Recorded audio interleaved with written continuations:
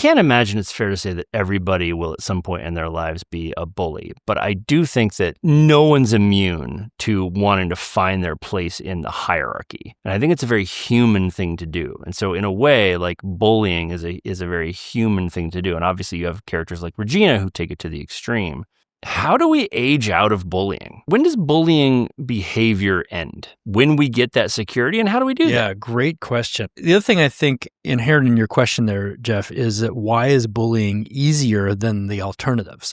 And I think it must be. It must be easier than the alternatives. It must be easier than taking the time and having the vulnerability to learn about the other people that you're interacting with. You see this played out in the movie when they go through the diagram of all the different cliques in the cafeteria. So much easier to just label this group of people as the band nerds and, all the other labels that they did, than go and learn who they are.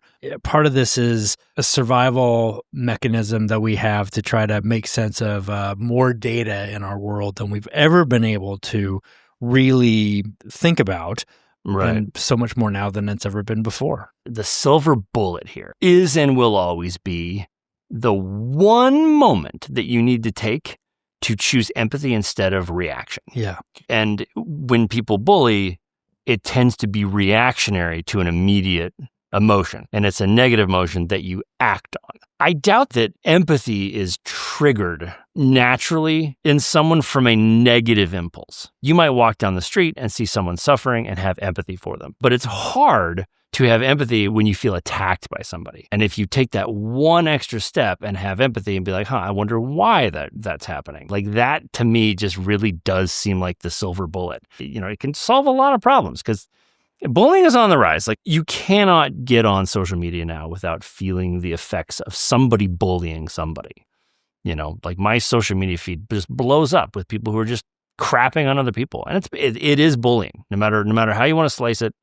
If you're talking negatively about another person, it's a form of bullying. Even if they deserve it. If you think they deserve it, it's a form of bullying. Well, look, people get a little bit of a rush from bullying. Like we said, it is likely a response or a behavior that is meant to satisfy some deep-seated anxiety about oneself. It is the junk food of emotions. It is a quick hit, is a quick fix.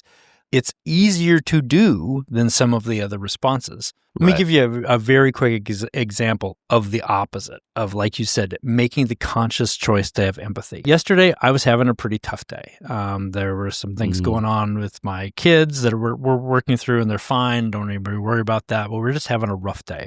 And I was playing tennis with my neighbor, and we do this frequently. And we were done. And he told me a quick anecdote, and he stood up to leave. And I chose that moment, not purposely, just in the train of consciousness to say, you know what, blah, blah, blah, my kids, and I'm just really having a tough time. And I saw him take a deep breath, and he sat back down. And so I laid out my issues. We talked about it. And then he said to me, as we were done playing tennis, I was pretty tired. I was ready to go home. It's been a long day. You were clearly needed a moment. And I thought to myself, what would Josh Jones do? And I said, Josh would take the moment to sit down and spend whatever time needed to listen and hear out and provide support. And that's what I chose to do. And that's what he chose to do. You don't often get examples where someone, is able to express exactly what we're talking about. The moments where you have to make a choice to be empathetic as opposed to taking the quick and easy junk food hit to bully. It's a good thing that Biff had the time to do that with you that day. Yesterday. Biff? Yeah, you were on the tennis court, so I assume you were at some sort of country club with Biff and Muffy. Jeff, thank you very much for showing our viewers the opposite and going right into bullying mode, you motherfucker.